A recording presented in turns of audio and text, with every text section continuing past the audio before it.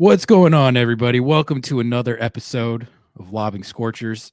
We are recording this on a Tuesday morning between the Seattle Sounders' last second 2-1 defeat at Austin FC and their upcoming MLS match against the Vancouver Whitecaps at Lumen Field on Saturday. Uh, Noah, it's been a few weeks since we've laid one of these down together, and I feel like a lot has happened, a lot has changed. How are you feeling? 2-1 L at Austin. Squad's hungover. Uh, we're talking about how to deal with the hangover, and we're gonna be doing that. We got our most scared of in the playoff rankings we're gonna get to, but how are you feeling? I guess coming off what was a disappointing game. Yeah, well, first of all, I have to apologize to everyone. I was on yellow card accumulation suspension last episode, so we had to sub in Tim Foss, who did a great job on that episode. So hopefully you all enjoyed that. And second, maybe I'm in the minority here, but it's like, was this not always inevitable? Was this not always inevitable? You had literally the hardest road trip all year, and then you had to play a team who was surging and like looking kind of good now. Um, it sucks. It's tough. It feels bad, but something we'll get into in our agenda check is, do we still think the Sounders have a chance at making the playoffs? So I'm not going to give away exactly how I feel about that. But honestly, Ari, like, I just it's these are two games that I'm gonna forget about. You show up to work and you have a couple of bad weeks because you just got to promote. I don't know. You got a promotion and you're like still figuring out what to do next. So maybe that's a terrible analogy, but I'm I like see where you were three going with sips it. into I the see where you were going coffee. with it. It was a bit Yeah, of a hungover analogy in much the way the Seattle Sounders play correct. has been indicative of a hangover on the field. We're gonna talk about all of it. I got 5 agendas written down, and then we're gonna hit our most scared of rankings. Got 6 clubs written down for that. The idea there is we're gonna be talking about how Seattle could stack up against these teams in the playoffs. It might be preemptive because they haven't technically clinched yet, but we're going to operate under the assumption that they'll be able to get like the 3 to 4 points more required between now and the end of the season. That at least get them in. We'll see what seed they are. But we're going to be talking about how they stack up and, yeah, kind of assessing how we're feeling about Seattle's playoff chances at this juncture, where they've demonstrated an extremely high level at their peak, but I think what was the word you used? Inevitable, an inevitable come down is what we're dealing with right now. So we're gonna assess it all. But before we get into all that, I do have to let you all know that Lobbing Scorchers is a part of the Sounder at Heart podcast network. If you want to independent Seattle soccer coverage, consider supporting us by going to sounderatheart.com/ls. No, what's that link? Sounderdheart.com/LS. Scroll down to Thank you. subscribe and support. Scroll down to subscribe and support to get 30 days completely free. Every sign up through our link helps support and grow this show. The 100 Sounder at Heart sub milestone has been reached, but it is still now more than ever a great time to become a member. Shout out to our sponsors: Hacks on Ferments, Podium Menswear, Full Pull Wines, My Data Removal. Uh, Please sub to the YouTube. And follow us on all socials, including Instagram and TikTok, and watch our Leagues Cup final documentary that dropped a couple weeks ago. At this point now, I guess, but still go watch it if you haven't. Built Not Bought, out now, not in theaters, but on our YouTube Maybe. channel. So Maybe we maybe could one get day, maybe we could get a maybe theater to one day. screen it. But yeah, if you haven't peeped it yet, can go relive the Leagues Cup final. Came out great. And lobbingscorchers.com/sauce, of course, to get our hacks and ferments hot sauce. I think that's it. Should we lay down the pod 5 minute intro? That's pretty Absolutely good. layer down. All right. We're gonna stick with the format that we've been going with the last few episodes, where we kind of just based the majority of the episode around our world famous popular segment, Agenda Check. So I got 5 written down. If more come up as we go, we can take it as it comes. But let's start with one that I think is on a lot of people's minds right now. This is a first time agenda, but Noah, given what the team has been going through right now, which is at this point it's not even hangover watch. They're hungover. That's a self-admitted Yeah. hangover at this point. Paul Rothrock said after the game, he said we're dealing with a hangover. I think that was his exact It's quote. because he So listens to the I pod. mean, he's you know, when you toss back a few too many and you wake up and the first thing that goes through your mind is like, I know what I've done. And I've made my bed. I know what I've done to myself, what I did to myself last night, and I will be paying the consequences. That's essentially the situation that the Seattle Sounders are in That's what right happens when you now. drink champagne out of a big ass trophy. I Yeah, mean, like I don't know, like it's it happens. I guess that's the first thing we can talk about. This is the Sounders can still win MLS Cup agendas despite the hangover that they're going through. But I guess the notion of inevitability was this avoidable? Because to me, it just felt like we all saw what happened in 2022, right? We all saw what happened, and I as soon as the champagne popped in the locker room and everything died down, I was like, all right, the come down is usually it's usually a real thing. Like I don't know how you reckon with that, especially with the injuries that this team has had. So I don't know. It's like maybe stuff like how the Austin game ended didn't have to happen, but that game wasn't going to be the prettiest of games anyway. The Miami game felt chalked from the jump. I mean, do you think that there's anything that could have been done to prevent this, or is this just sort of the cost of doing business when you make a deep run in an in-season tournament as they I mean, did? I think that's part of it for sure. Like it's inevitable. Go look back at every single team who has won a midseason trophy. I'll give you like 90% of the time, you're going to drop a couple of matches or you're not exactly going to be up to the level of where you normally are. It's just a mental thing. Like you have to understand too that like that team gave everything to win Leagues Cup. They had all of the buy-in from every single player on that team to go and win that. And it's, I think it's normal to celebrate that. And it's a little hard to wake up the next day and okay, well, we got to start it all over and do it again. And we've got to fly to the hardest road trip in the entire country against the people who we literally just played. I mean, let's discount the Galaxy game. I mean, the Galaxy game was brutal as well, but flying all the way down there and then yeah, they put the beat down on you. Like that felt very inevitable to me. And it's a cost of doing business partially, and also I think that this is like a little bit.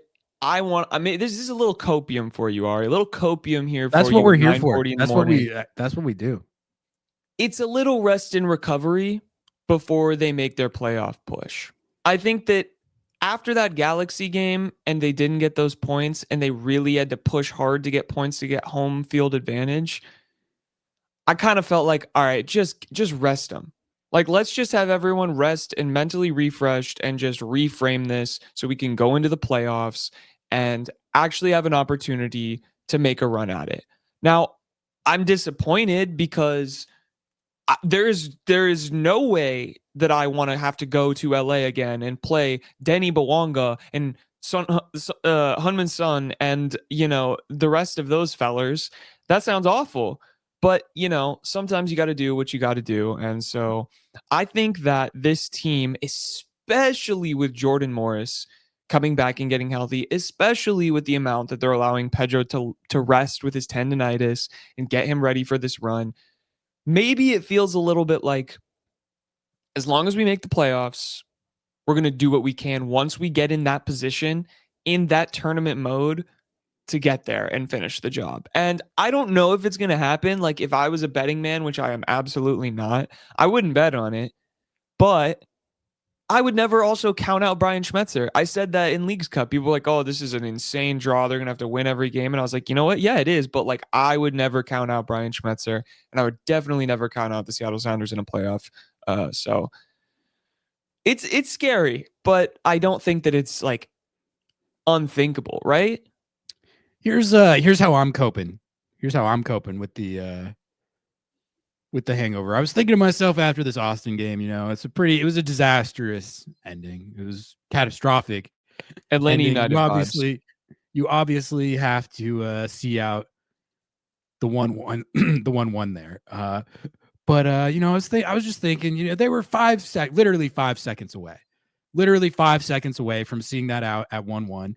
And in which case I was all ready to get on the post-game live that night and be like, you know what? Is 1-1 the greatest result of all time?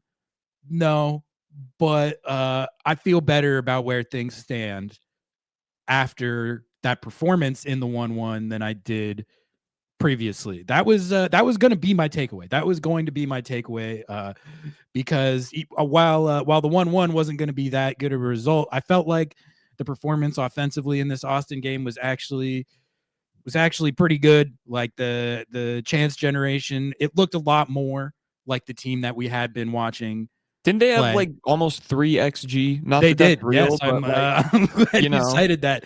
They did have almost 3 XG, but it looked like it. Like they played like a team that was generating really good, really high quality chances.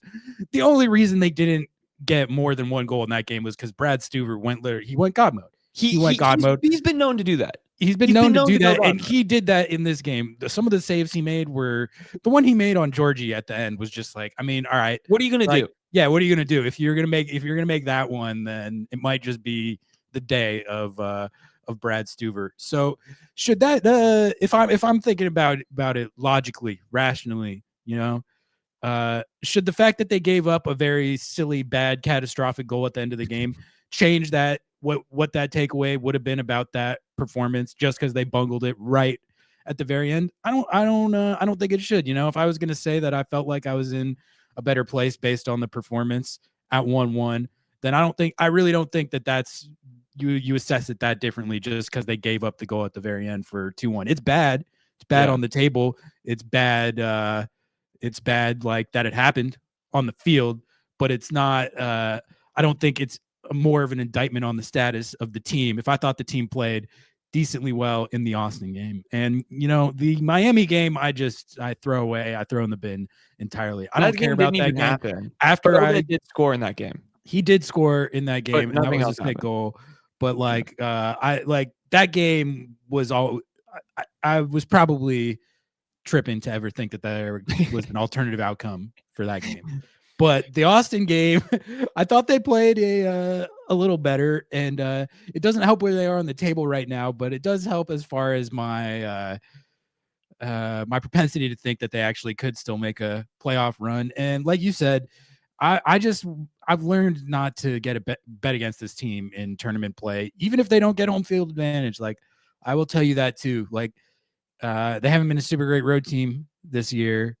Especially not lately, but I mean, when you put the Seattle Sounders in a tournament, they can often go God mode. So I don't think the playoffs are chalked. It just might feel like it right now because of the hangover. But I mean, it's going to be a lot harder if they don't get home field advantage. I will say that. But I think even in that event, it's not impossible that they work this hangover off and get back to the team that we watch play in Leagues Cup and going into Leagues Cup. Well, and it's not guaranteed that you win just because you have home and field advantage. I mean, go look at that Galaxy game that we just played. I don't know. There's been plenty of games at home that we've dropped the dumbest possible points. And then there's been road games where it's like, all right, 3-0, let's go. Like, I think that obviously it is a factor and it's an important factor, and travel is an important factor. And you want to have MLS Cup at home. You don't want to have to go to fucking Charlotte. Like no one wants to play MLS Cup final in Charlotte. I'm sorry. No disrespect to the Charlotte fans. You're great. I love Pep BL. RIP to all of his ligaments, but like we don't need to go to it needs to be in a real city, And so like I understand the that's going to get clipped so hard. That's going to be locker room material for those guys over there, but they've been going off too. Yeah, I do actually rate Charlotte, but I wanted to ask as a part of this too, like the West is so tight right now. Like I truly feel like home field advantage is chalked. Like I don't think it's physically possible. It's And physically possible, but it's very unlikely, especially with how LAFC is playing. It would require them like cooling off. I don't really see why or how that would happen. So yeah, they have a I mean, game it in is. hand and If 5 you just points look at ahead of where them. it's at right now, they are 5 points off LAFC, and LAFC has a game in hand, and they are looking like the scariest attack in the entire league right now. Dude, Hunmin Son and Bawanga are like best friends, like roommates. They're they're best like long friends. They lost look lovers. like Obadus, like playing off Yes. each other. They have 14 goals in the last 5 games. It's bad. It's bad. Yeah. I literally said this on Twitter. I said they regened Oba and Deuce. Yeah. Like this is not fair. They It's not just good. respawned, bro. This is It's not like fair. adding Sun to the team was already such a boost for them anyway, and then it turns out it's like Batman and Robin, like they were just Yes. meant to play together, I guess. So it's disconcerting. They look way better. He's supercharged their team. Bouanga looks like he has like love for the game again. Yes, because Like we were talking about this like last year and this year. We were like, dude, get him off that team, bring he him to looks Seattle. jacked. Like Yeah. he's done, he's cooked. The man And even is all this year, their fans at points have been like, this guy like fully bought. Now he's back. He's fully back. he's gonna win the Golden Boot. He's flipping around. He's gonna win the Golden Boot. It's ridiculous. But But I mean, like to that point, when Seattle played LAFC in the playoffs in 2019, I didn't think they had a chance to go on the road and win that game. That was the year they had Carlos Vela score 34 goals and have 15 assists. And they had a plus 48, whatever it was, goal differential. As good as this LAFC team looks right now, that 2019 team looked pretty much just as good. I don't really see that big a difference in how what their level looked like it was at back then compared to what it does now. So that, like, even if Seattle had to go on the road for a 4-5 matchup at LAFC against that team, it's you never know. Like especially Seattle, these Seattle teams, they can win games like that. It's not guaranteed, but could happen. I mean, it's just crazy to me that like we could end up as low as 7th. Yeah. Just like it's like so totally possible. I mean, between 7th and 5th, which is where the Sounders sit right now, is literally 3 points. So, that's a little bit crazy. But that said, I also wanted to ask, like, regardless of positioning, I still personally think that the Sounders are in the top tier of Western Conference teams. Like, I really do think that, like, it's the Sounders, LAFC, San Diego, and the Whitecaps. Like, Minnesota, like, sure, I know that you save have that an for agenda, the rankings. but, like, yeah. I do think that those are the teams that are, like, genuine scary teams. And the rest of them are, like, the three-headed dragon, and one of them's like, bleh? Yeah. All the other teams are, bleh? So. Yeah, that's kind of how I see it as well. And I think, like, based on what we saw in Leagues Cup, I think Seattle's level I rate them in those teams, but they're not like with those teams on the table because of how many points that they've needlessly dropped this year. There's been so many. Like I could think of like 10 to 12 points where if you just like simple, better game management at the very end of the game, instead of dropping those points, you take those points, you're up like where Minnesota and Vancouver are, like, easily. So I think that's what's frustrating about it. It does. That's my biggest concern, I think, going into the off season, is that, like, that's kind of, you have to close out playoff games. Like, you have to preserve yourself in those moments. And I understand that they did well in Leagues Cup to not even have to do that. But it is a little, that's like my only concern right now is the defending and, generally speaking, closing out the game.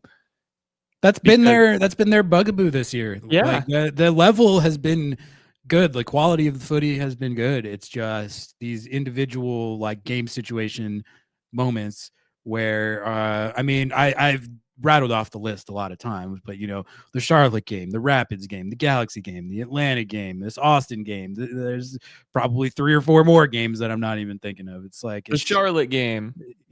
Was there another Charlotte game? I don't know. I don't know. There's a lot of games is the point. Yeah. You get the idea. Noah, where are you at on the goalkeeper controversy? came to the forefront again in this game. Andrew Thomas made an insane save at the end of the game that looked like it was going to preserve the 1-1.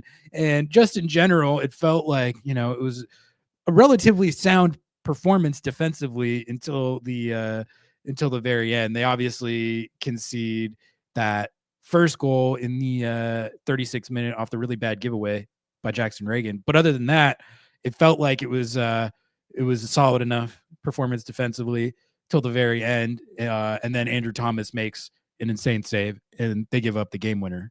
But do you feel any differently after this game regarding the goalkeeper controversy, or where are you even at to begin with? How are you feeling about it? Yeah, I mean, it's a tough situation, but only if you are a nostalgic person.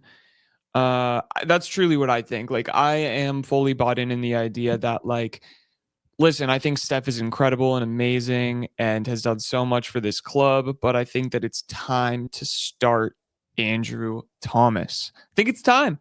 I think it's time. And I don't think that it's because Steph has somehow lost an insane amount of steps or looks like a terrible goalkeeper or any of that.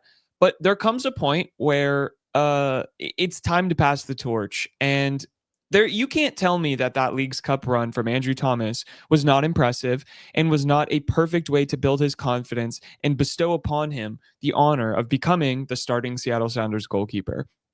We already know what's going to happen. When Steph's done, you put in Andrew Thomas. But I don't want this to be a Raul Ruiz situation, man.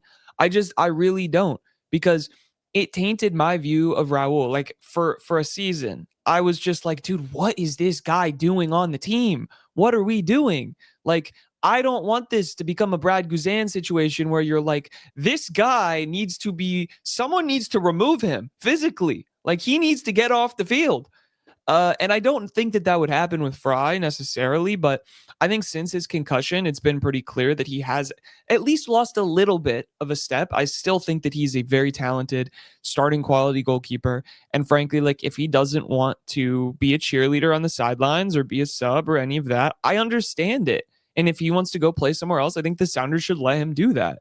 But it's so clear and obvious to me that it's time to allow the guy who's going to take over. He doesn't, like, what is he? He's like 36, 37, not 36, 20, 26, 27. Yeah, he's 27, I think. Yeah, so, like, dude, he's prime age. He's been training. He looks good. Like, I don't understand. You won Leagues Cup with him. He won a PK shootout. Yeah. And like, and you have to imagine he's going to be the starter next year. But I don't know, because Brian is married to this idea that Stephen Fry is the best goalkeeper in MLS, and it's just not true. Like, well, I don't think that's where he's coming from with it. I think he's coming from, like, a place of earned equity. Like, Steph has done so much for the club. He's the captain of the team. He's been an MLS Cup MVP. And as a coach, you probably feel like you have to give equity to that. Otherwise, like, if you're not going to kind of reward players for what they've done in, like, the most important situations, then maybe you think that sends the wrong message. So I think that's more. Yeah. I definitely understand why it's a tough decision for a coach. As far as the on-field implications of it, I've kind of come to a place where I don't think that's not going to make the difference. Who's in the goal for these games for the rest of the season in the playoffs isn't going to be the difference between if they win MLS Cup or not. They can make with both of them there. I'm confident. Yeah, I'm comfortable. But, like, I think there is something to what you're saying about the principle of it. Like, if you already know that Andrew Thomas is going to be starting next year and going forward, then does it not make more sense to give him the lion's share of the starting minutes now? Minutes are what get you better, and you need him to be playing at as high level as possible going into next year. If he's going to take over as the starter, which I think everyone expects him to.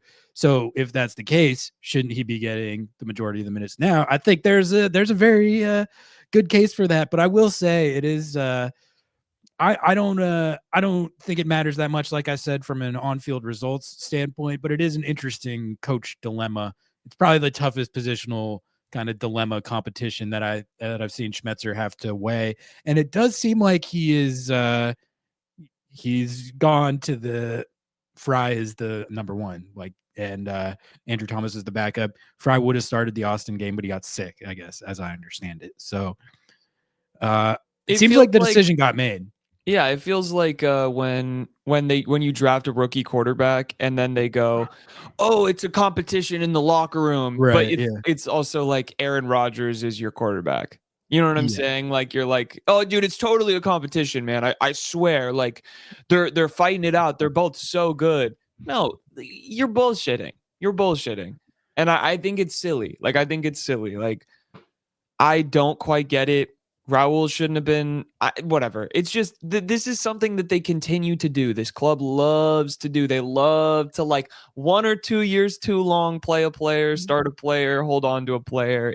But it's like it is. I can I understand get how it's it. tough though. Like a guy like Nico or Raul, it's like they have those are the guys that won you CONCACAF Champions League. Like there has to be earned equity Yeah, to if you come through and win the club trophies like that, which Stuff Raya has done as much as anyone. So it's absolutely. definitely a tough decision. All right, the next agenda. This is the Sounders are playing with house money agenda. I've been kicking this one around. Some people call it cope, some people call it rationalizing, and I say that that's correct. That could be what it is. That's what we're here to But do. essentially, yeah, we cope, we rationalize. That's what we do. But I think there is with this hangover talk, it's worth talking about whether how we would feel about an outcome where Seattle. I think we all expect them to make the playoffs. It's just a matter of if they have much of a chance at going especially far when they get there. And I think I've been preemptively coping with the potential outcome that it's not a very fruitful playoff run this year with the hangover taken into account and the injuries and everything else. Uh, but how do you feel about the notion that what they accomplished in Leagues Cup, not just winning the trophy, completing the trophy case, but just the spectacle of the whole game, having everyone watching, 70K in the building while you take down Lionel Messi, the theatrical nature of it, the Rothrock storyline, everything that went into what I think anyone would agree was one of the greatest runs in club history, if not the greatest, given how it culminated. Do they really need to make it to MLS Cup and win MLS Cup as well to make the season a success, or is it already a success based on what they did in Leagues Cup? And I'll tell you where I come down, Noah, which is that I think this is one of the things that makes how soccer does it kind of a unique sport is you have tournaments during your league season that allow you to play for trophies while your league season's going, and it's not, the playoffs are not necessarily the be all end all. They are the most considered the most important thing. I think most people consider MLS Cup the most important domestic trophy, but it's not the be all end all. You have these other tournaments. And I think part of the perk, the benefit that comes with being the team that wins one of those in season tournaments is you don't have to look at playoffs as the total be all end all. Yes, you want to win MLS Cup in any given year. But if you are realistic about it and realize that you're not gonna win MLS Cup every single year. It doesn't work like that. Then if you have a season like this where you win an in-season tournament, I think it's not cope we're rationalizing to say that the season's already a success and you're playing with house money in the playoffs. That is that's the perk you get is you get to be able to say that by winning one of those tournaments. And then not to mention, I think the way that they won this tournament in particular was just so sick. It was probably the coolest game in the history of the club. If it's not the coolest game in the history of the club, it's in the top 2 to 3, without a doubt. The only ones you could put up there are MLS Cup 2019 and CONCACAF Champions Cup Final 2022. Those are the three that are that are in the discussion, and they got that done. And because of that, I'm with this agenda. I don't care. People can call it cope. They can call it preemptive cope. They can call it like lowering the bar, or you don't have high standards. You got to win everything. I don't care. Like, this season is already a success. And if they make an MLS Cup run, that's great. But if they don't, it doesn't change that. Yeah, well, I think it's funny. Like, people in 2020, I remember this very vividly, were crashing out and saying the whole season was a failure and that they would have given up winning CONCACAF Champions Cup to just make the playoffs. And I was like, are you okay? Like, are you good? Like, what are you talking about? Like, I think that it's what are you doing right now? Like, are we involved in the conversation for this show? Like, people are greedy. That's fine. Like, I don't think there's anything wrong with that. But personally, I come down on, like, man, when you look back and remember a season, you look back and remember moments first and then trophies. And I feel like both this season has had so many good, fun moments and weird moments. And it has a trophy, and it has the narrative of completing your trophy case. It has the narrative of, you know, beating Messi in a final. It has the narrative of absolutely slapping the champions of CONCACAF after they slapped you earlier in the season. I Like, didn't even mention that. Yeah. there's so many, like, great moments already this season. And I'm not going to sit here and say that, like, I'm not going to be disappointed if they, like, bomb out of the playoffs, or that, like, I'm not going to be, or that I'm not disappointed that they're not in a position to have home field advantage. Like, there's obviously there's things that I can still be frustrated about, but also be like, this season is very clearly a success. They set out to win this trophy and they won it. They set out to win CONCACAF Champions Cup. It didn't happen. But, like, you have to win trophies. If you want to have a successful season, you have to win trophies. And I feel like they did it. They did it. They did it in emphatic fashion.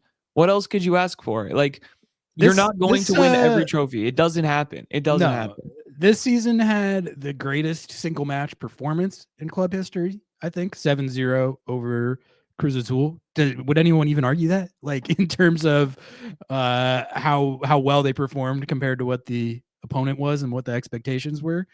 The greatest goal in club history, Pedro de la Vega, in that game. Would anyone argue that? Like, that was one of the best goals that's like ever been scored ever. Yeah. Like, that's how good a goal that was.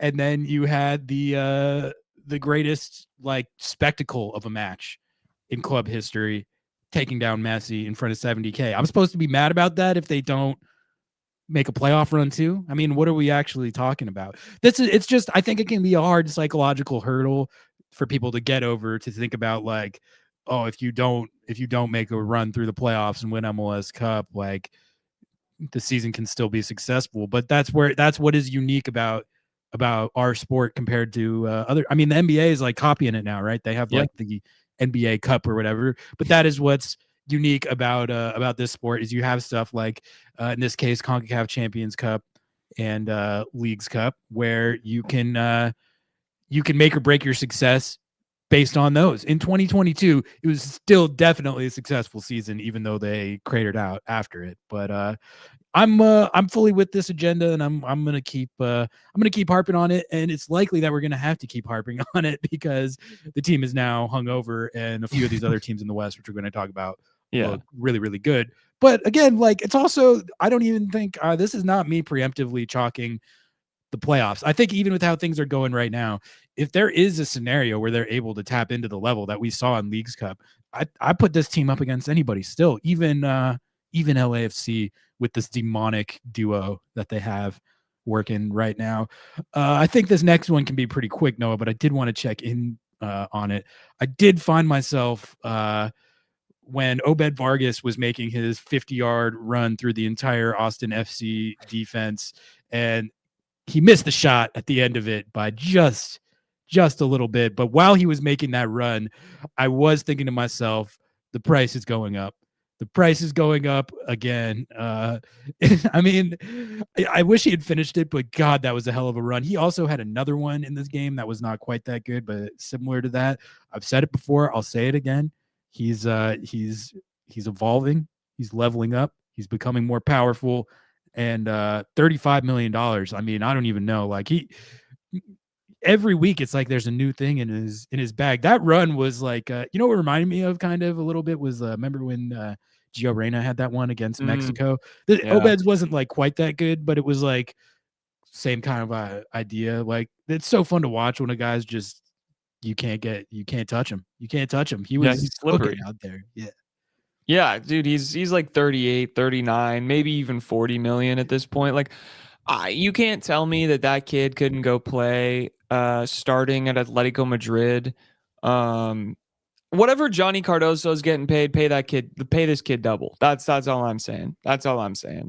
I mean, he's insane. He's scoring now. He's doing he's what can the kid not do? Like put him in goal. He's safe. Like he probably makes some saves. Like I don't know what to tell you. He's an asset. He's about to go win Mexico a World Cup. Yeah. You know, like I don't know what to tell you. Let's talk about that real quick. Actually, I hadn't thought of that as a discussion point, but he and RBW are out for the U20 World Cup. I was talking to Jackson Feltz about this, but what are you hoping to see as far as cover for Obed? Because I'll tell you, like a lot of people, I think it terrifies them to think about this midfield without the complete double pivot, and especially without any lineup without Obed or a Christian in it. Seems kind of scary. But I think I'm more just fully there with Snyder B probably than most people are. I think most people rightfully want to see a little more. It's a small sample size. He's looked good. It's been impressive, but he's very inexperienced. Can he really carry the load of Obed Vargas while he's gone? I don't know if he's going to play up to Obed's level that he's at right now, where he looks like a $40 million player. But I trust Snyder B to be able to start any given game and the team's level to still be high. Like I feel like I've seen enough from him to be able to be confident in that. Maybe that's preemptive, but I don't think so. Do you have any other inclination for what you want them to do other than just what I'm saying, which is unleash Snyder B, or are you on the unleash Snyder B train? I mean, dude, unleash Snyder B. I mean, I think that we've been on the forefront of hyping our boy up. I think that he has clearly shown that he has the level to play in these games. The experience is something that will come. Give him minutes, and I got to be honest with you, like if the reality of this team is that nothing can happen without Obed Vargas and Christian Roldan being on the field at the same time, then you're cooked anyway. You're cooked anyway. So I like give him reps. Like just let it happen. Let him play. I think he's looked great. Obviously, like there's been times when like he makes a giveaway and that turns into a a scary opportunity, but he's also a kind of guy who's young and he's going to make those mistakes and he's going to track back and he's going to do what also he can. got like people were saying that, like harping on the one giveaway he made in the Miami game or I didn't whatever. Yeah, that was you silly. you not you, but some people Yeah. were like citing that as like he's not ready yet or whatever. I could name you a few other guys who had giveaways in that game that were plenty more experienced than Snyder B. Okay, he was not the only one in the Miami game who was committing. He looked better than giveaways. Christian Roldan. Let's be real. Let's be serious. But let's be real. He looked, sorry. Continue. Yeah, no. He looked. I mean, in that game, he looked 10 times better than Christian Roldan. I mean, that's just the truth. Also, side note, I made the joke that Christian Roldan was playing like the USMNT fans thought he plays in that Miami game. I literally saw one of those USMNT like hater bot aggregator accounts post his thought mob rating on Twitter and be like, "Oh yeah, you want this guy on the national team?" And I was like, "Of course, bro. Of course." I mean, they're on Hater Watch 24 goddamn 7. It's insane. But no, dude, I think Snyder is, you have to get him reps. You have to get him reps. Knowing that Obed is going to leave, what other option do you have? You need to get him reps. And I think Danny Leva's good too. I think you can put Danny Leva in there and like whatever. I know he's more of an advanced role, but in a situation where you don't have Obed Vargas and you need some rotation, I think you can work around Danny Leva as well. Snyder B literally looks like the next Obed so far. I don't want to like put that on him preemptively, but when you have a demonstration of like a ceiling like that already, with a lot of it's similar attributes, I think, for sure, in terms of his ability to kind of get out of pressure, always make the right pass. I feel like he is very good about being a proactive passer and ball progressor and all that. That's one of the things I like about him. That's one of His Obed's field biggest vision is assets as honestly well. better than Obed's was initially, I feel like. It could be. He already has 2 goals in MLS. Like I think in addition to being the right decision to get him more minutes, it's like the more fun one for us to. It's always fun to watch like the next guy, come up. So He's our new I Rothrock. what'd you say? He's our new Rothrock for the podcast. I was saying kind of new Obed, but new New Rothrock. Obed, I mean in terms of our hype. Like I feel like we've both from the jump been tossing the hype behind him. Like, let's see, we want to see Snyder B play. We want to, so get Snyder B some help. Get Snyder B out there, and that'll be your cover for Obed. And then, like you said, work Danny Leva in there as well. Last agenda I had here, and then we can do these who we're most scared of in the West rankings. I just wanted to cook on my anti-Minnesota United agenda a little bit because I've been saying that I don't believe in that team. I don't think they're going to win a trophy playing the way that they play. And Austin FC proved that true for they're 0 for 1. Minnesota United are 0 for 1. They were playing kind of more like a normal soccer team in that US Open Cup semifinal against Austin, but they had it at home and they were kind of doing their Minnesota United thing, and they lost on a 120th minute game winner to an MLS Next Pro striker who also bammed on. He had the assist on the one that Seattle gave up. So apparently that kid is like going God mode. CJ, whatever his name is, he bammed on both Minnesota United and Seattle. But I've been saying that I didn't want the Loons to get rewarded for what they've been doing this year. The more I watch them play, the more I've just been like, I don't like this. I don't subscribe to it. I don't think this is real footy. And they're 0 for 1. So thank you to Austin FC for doing that. Even though they did bam on Seattle in the next game, I was happy to see that happen in the Open Cup. And now it's going to be Austin. It's Austin versus Nashville at Q2 Stadium. That's going to be lit. But I don't know. And Minnesota lost to the. I mean, like losing to the Fire 3-0 that's embarrassing. The Fire have the same amount of points as Seattle this year, which is crazy. I think it actually shows that Greg Berhalter might actually be a good coach, is what it might show, at least in MLS. Yeah, I mean, I don't think that's. He's got the Chicago Fire at like a respectable record and point total. That's not easy to do.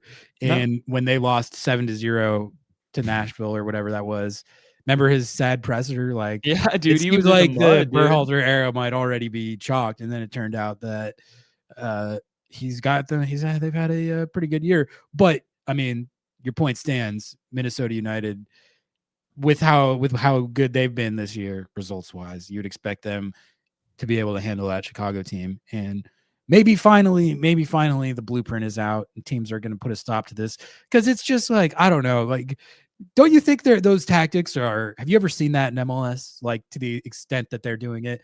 Obviously we've all seen teams that are content to yield possession and then hit you on the counter. The Portland Timbies have been doing that for their entire MLS existence. That's not new, but like just the extreme to which they do it is just, it's so out there. It's terrible. I mean, it's football terrorism. Okay, send this guy back to England. Let him go Manchester coach a United goddamn championship team. We don't want this kind of soccer in our country. We need to make MLS great. Any Loons fans that might listen to Lobbing Scorchers, get in the comments. Tell us if you support this. I wouldn't support this. If Schmetz was coaching this, I would be like, no. How would it be fun to sit in St. Paul, Minnesota, in one of the most beautiful stadiums in the goddamn country? You're sat there under that old school, old timey clock. The sun's coming down. It's a beautiful late afternoon in the Twin Cities, and you just gotta sit there and watch the other team have the ball. British guy tell him to not have possession? I'm sorry.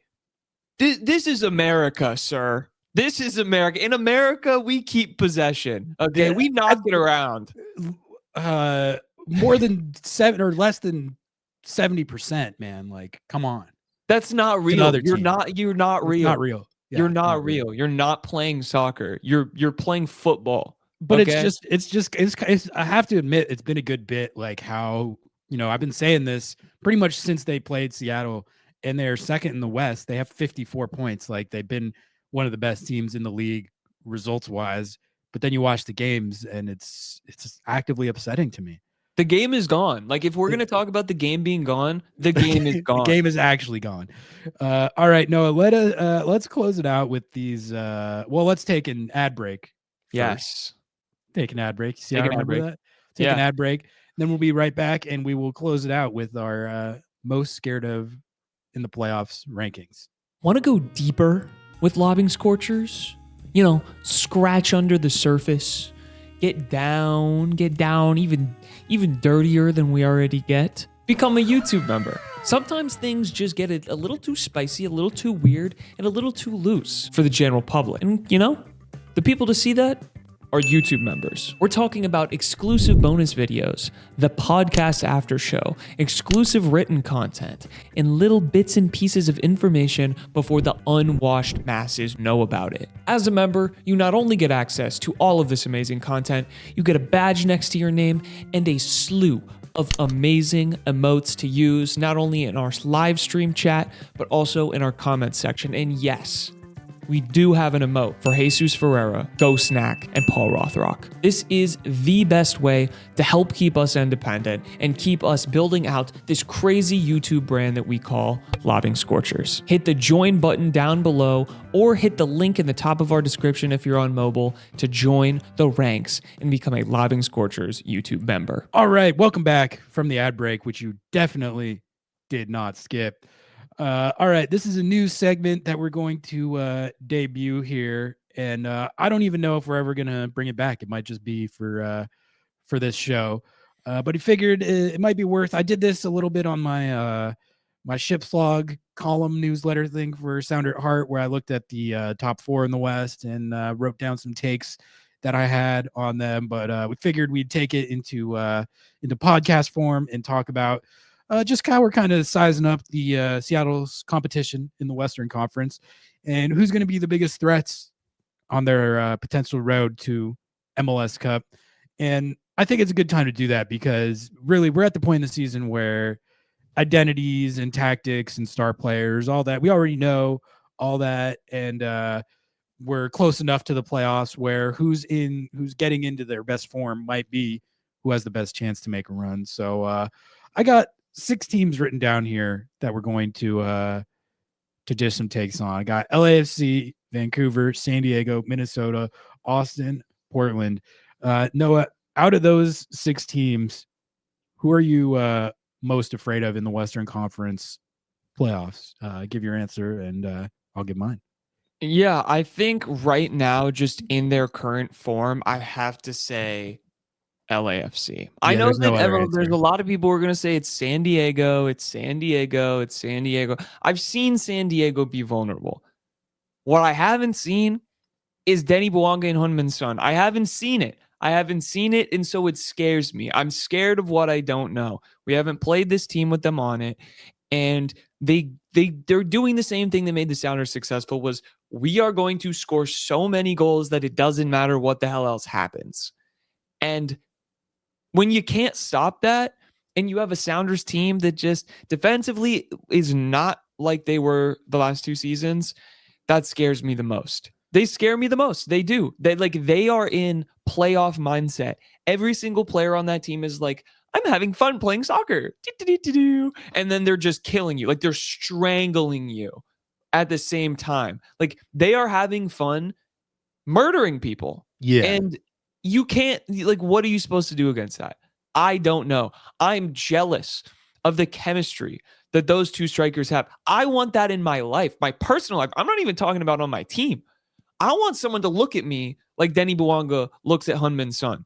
Like, that's where I'm at, and that's why they scare me the absolute most out of anyone in the West. It is it's tough to see Denny Bwanga, the evil demon himself, spawned from the very gates of hell. It's tough to see him this happy. You're right, he's on he's cloud nine, and there's really like there's no other answer to the question right now. They have, between the two of them, 14 goals in their last 5 games. Those are all 14 goals that the team has scored, but it's certainly an ominous sign that they've combined for that many. LAFC is the first club in MLS history to have a player score a hat trick in 3 consecutive games. Denny Bwanga scored 2 of those. Son scored the other. So it's just not good. It's not good. It's elevated their team, like, in a way. I think we all expected them to score more goals with Son on the team, but the whole vibe thing, like, you're right. Like, it's like this combination of glee and psychotic destruction of the opposition. And yeah, I mean, I guess we might have to do discourse after that potential playoff series on if Seattle should have spent $26 million on whoever it was, because that was money well spent for them. That guy looks insane. They look like a dynamic duo from hell, and they are definitely, like, they're only in 4th is the funny thing. Like, they're only in 4th right now, but they're definitely the Western Conference front runner. Like, I think I guess let's talk about the Whitecaps and where they fit into that, because they made a little splash of their own, and they would be my pick for second. Like, do you have a different take for who would be second between San Diego and Vancouver? Or I feel like I'm more scared of San Diego just because I've seen what they're able to do. And like when that team is on, I think they're more scary than Vancouver, who I like.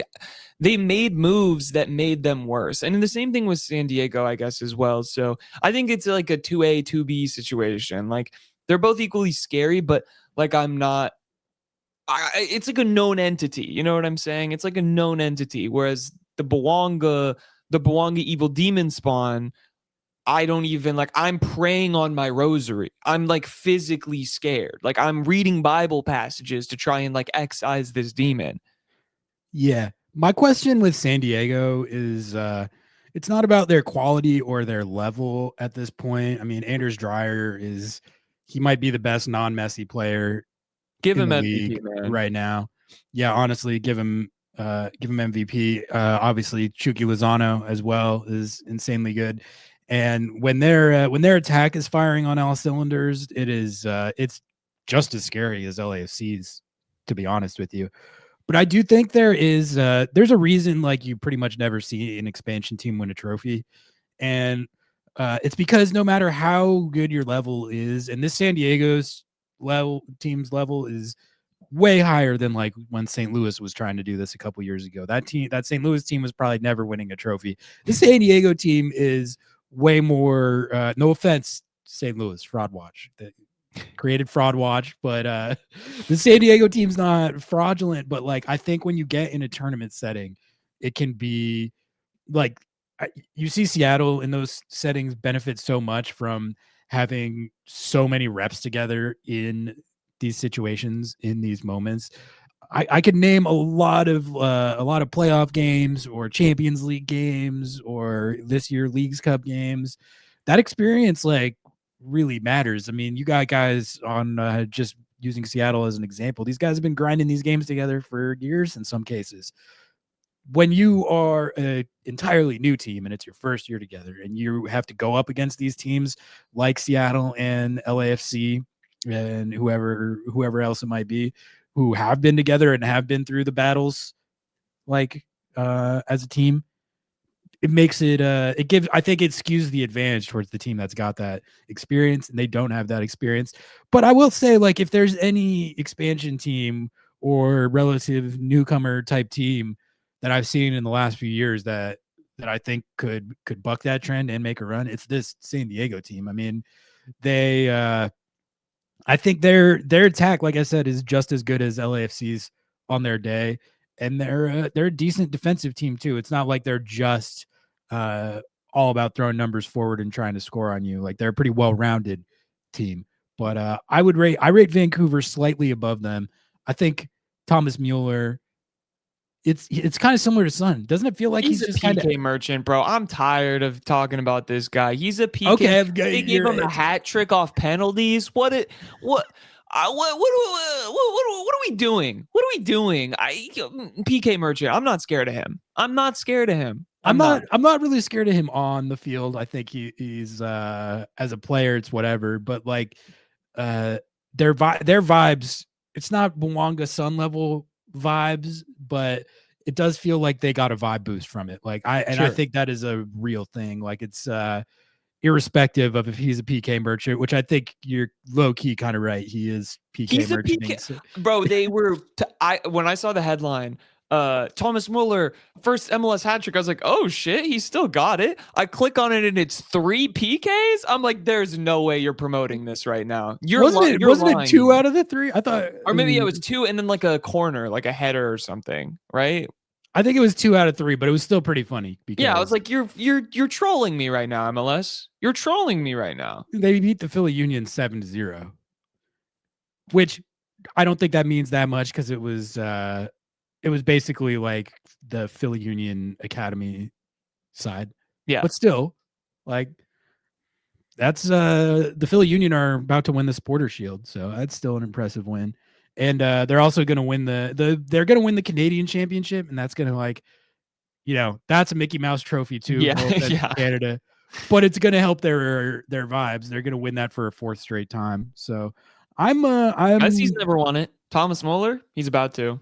Yeah, it's a good point. If Messi was really going to take over MLS, how has he not won the Canadian Championship? I always felt like it is a little silly. Like there's 3 teams in the tournament, and then there's like these CPL teams. So it's like I get it. It's not you don't have a lot of teams to compete for it. But is it really like the same thing as the Open Cup where there's like hundreds of teams? No. Like not even close.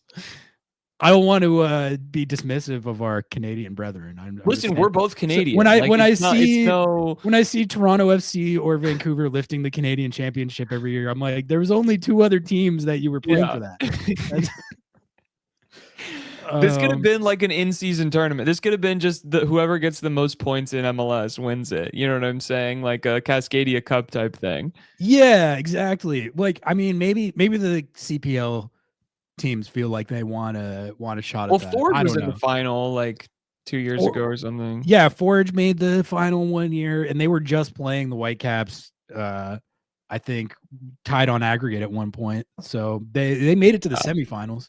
But realistically, no one is going to win that besides an MLS team. So I do like the early games though, where it's still like negative 100 degrees, and they're playing on like literally a frozen high school football field. Yeah, and those are great. It's all, you're like, dude, why are you doing this?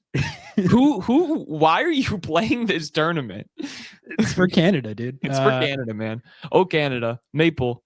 All right. Out of Austin, we talked about Minnesota, but I think Austin and Portland are the other teams that are in the mix. I'm not afraid of. Are you afraid of Minnesota in a playoff game? Because I feel like I'm not afraid of them, but also that style I could see being effective. I mean, we have seen it be effective against Seattle. I don't want to be like, I think, I'm just going to take the delusional route and say it's not going to work. It's not going to happen. I don't care what the sample size is. Seattle should have won that game when they played. They should have won that game. Yeah. Minnesota gave them the ball the entire time, and they struggled to know what to do with it, I feel like, for a while. But like on the balance, Seattle had the way better chances, and they did the bit. They trolled and got the set piece. That was it. Like they trolled and got the set piece, and Seattle couldn't quite couldn't finish any of their chances. But they should have. That should not have been an L.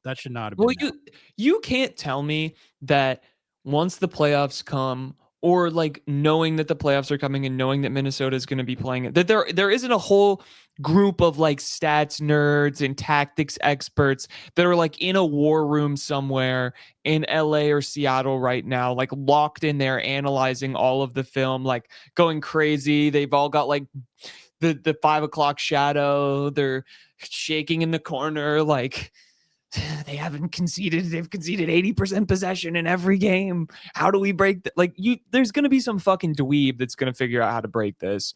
And I just don't know. There's no way. I think it's already happening. I think it's already happening. Like they've been figured out to an extent, and this is going to be put to a stop. Eric Ramsey's going to be back in England before you know it, because Brexit means Brexit. How many times do we have to say it? You know? It's not going to work, out. man. What were we even talking about? How afraid we are of Minnesota. I think if Seattle played Minnesota in the playoffs, I wouldn't love that matchup because of how we saw that first game go, but I would not feel like, I can't win. Also, why are they in the West? I don't even care if it's in Allianz Field. Look at how they play at Allianz Field. They play like they do on the road at Allianz Field. So that they literally, if you look at their record, I'm getting back on the agenda again. But if you look at their record this year, they have a worse home record at ostensibly one of the like best home field advantages in the league than they do on the road. Why do you think that is? It's because they play like a road team when they're at home. Anyway, what about Austin and Portland? Do you fear how are you feeling on the Timby stock right now? Austin, the Timbys, if they like, that's just like, I always am unhappy to play in that matchup, especially in the playoffs, because like it doesn't matter if they're bad. They love nothing more than to absolutely make that game their Super Bowl. That's the lifeblood. That's their lifeblood. That's their whole bit is like, oh yeah, you won Leagues Cup. Well, you haven't. Well, we beat you in your house like 7 times, bro. Like honestly, when you're Seattle, not even clocking it, we're putting it down, dude. Like we have Seattle, like 7 stars, and those stars are from beating you at home, bro. Like, what are you talking about? MLS is back cut, by the way. You can't win it. When Seattle hung the CONCACAF Champions League banner and then lost to Portland 3-0 at home, that was actually a good bit. It was good. I hope they do it again. I hope they do it again. Like, raise the Leagues Cup banner against Portland on that home. Do it. And then watch how they respond to that. That'll put the fire of 1,000 gods in them, and they'll score 5 goals. I guarantee you. 100%. Yeah. Now I fear Portland's the same, I think, as I fear Austin. Like, I think Austin is in better form right now than Portland. I think that they have looked good. They grinded out that result, but like those are 2 teams that if you're in a playoff, man, like if you can't get it done against those 2, fine, just get out anyway, because I don't want to see any more games. I can almost live with that more. Yeah, like, you know what? I'm gonna be like, all right, we're good.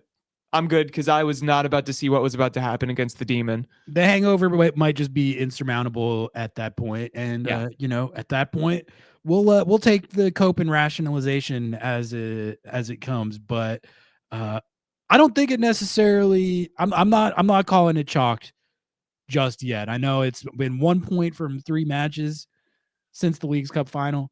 That's not great, but Whitecaps, we're going to find out how they stack up against one of these teams, because Vancouver's coming to town on Saturday, and that's going to be a good game. I'm looking forward to that win. But no, I think we can call it right there. We just laid down an hour-long show, and that's pretty much all I had today, unless you had anything else that you wanted to hit. Start Georgie. I'll be back at it for Under the Lights Thursday, 7:30. I need to hit up Michael McCall for that. That reminds me. Yes, today. Try and line him up. So definitely don't miss out on that. We'll have our post-game show on Saturday. I see no reason why we wouldn't have that on the normal schedule. Like, comment, rate 5 stars, sub to the channel, lobbingscorchers.com/sauce. Anything else that we need to plug before we get out of here? Watch the doc. All right. Catch you guys on Thursday. Peace.